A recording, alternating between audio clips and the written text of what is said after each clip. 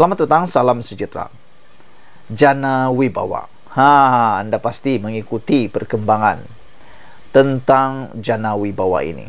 Ramai orang kata ini bukan lagi Jana Wibawa, tapi sudah jadi Dana Wibawa. Dana dibawa. Mereka kata bukan lagi Jana Wibawa, tapi dana dibawa. Tahu apa dibawa?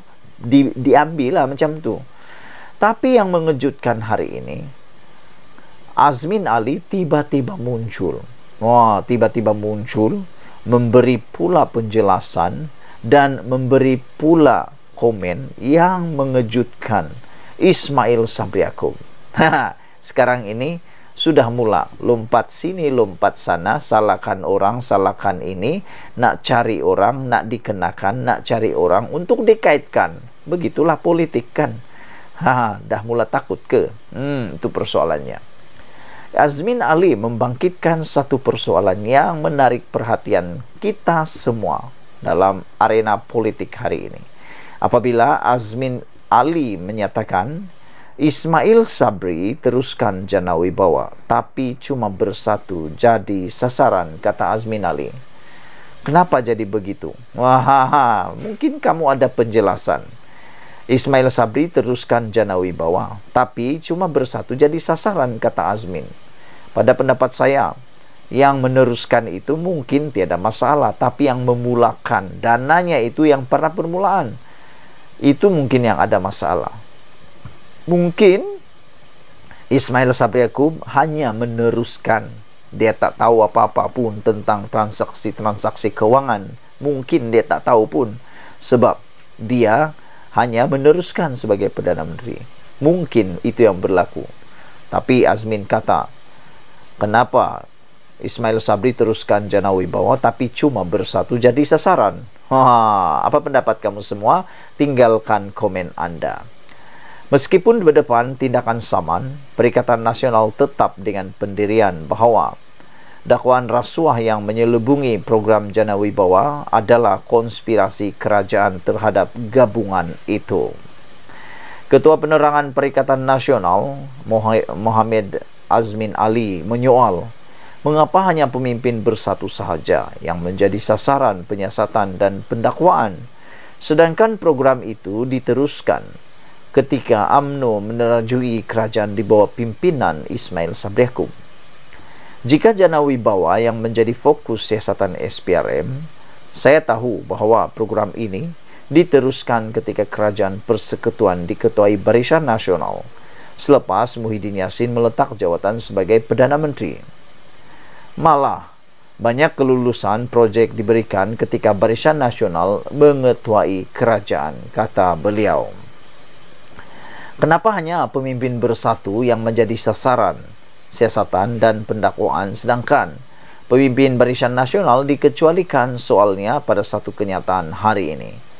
Pada pendapat saya, mungkin kelulusan projek yang diberikan Barisan Nasional ketika Barisan Nasional mengetuai kerajaan di bawah pimpinan Ismail Sabri Yaakob tiada masalah. Mungkin itu sebabnya Ismail Sabri Yaakob tiada isu untuk disiasat oleh SPRM. Projek-projek yang diberikan mengikut tata kelola perolehan. Jadi, kalau tiada masalah, apa nak takut? Kalau tak ada masalah, apa nak takut? Berani kerana berar, takut kena salah. Takkanlah pula nak buat siasatan yang direka-reka untuk Ismail Sabri Yaakob, semata-mata untuk mau mengaitkan Barisan Nasional. Jadi tak adil lah macam tu kan. Kalau ada kes, saya percaya Ismail Sabri Yaakob juga akan turut sama disiasat. Masalahnya mungkin tidak mempunyai apa-apa kes. Laporan polis pun tidak ada dibuat untuk Ismail Sabri Yaakob. Berbanding dengan pemimpin-pemimpin Parti Bersatu, seperti yang dinyatakan oleh Azam Baki, mereka menyiasat sesuatu kes itu bukan kerana arahan sesiapa, tetapi kerana adanya laporan daripada netizen ataupun daripada rakyat kepada SPRM maupun kepada PDRM. Apabila itu berlaku, pastilah siasatan akan dibuat. Antaranya, Azmin turut membangkitkan bahawa pertuduhan terhadap bekas Ketua Penerangan Bersatu Wan Saiful Wan Jan adalah bagi kesalahan yang didakwa dilakukan pada 2022 untuk satu pertuduhan dan antara Julai 2022 dan September 2022 untuk pertuduhan lain. Sedangkan, kata beliau, Presiden Bersatu Muhyiddin Yassin bagaimanapun telah meletak jawatan sebagai Perdana Menteri pada 16 Ogos tahun 2021. Azmin mendakwa ini menunjukkan kerajaan perpaduan pimpinan PH dan BN menggunakan institusi kerajaan untuk menganiayai lawan politik bagi menjejaskan kredibiliti Perikatan Nasional dalam pilihan raya yang akan datang di 6 negeri, kata Azmin Ali. Azmin Ali menegaskan bahawa inilah konspirasi jahat kerajaan PHBN untuk menyelamatkan kedudukan mereka yang semakin tidak popular di mata rakyat, seperti mana yang ditunjukkan dalam kajian sentimen awam yang terbaru. Dakwanya merujuk tinjauan yang dijalankan oleh O2 Research Malaysia Sdn Bhd. Pada pendapat saya, mungkin boleh juga dikata bukan PHBN yang sedang kehilangan popular, tetapi Perikatan Nasional lah yang semakin hari semakin hilang popular. Auranya sudah mula malap berbanding dengan PRU 15. Kenapa?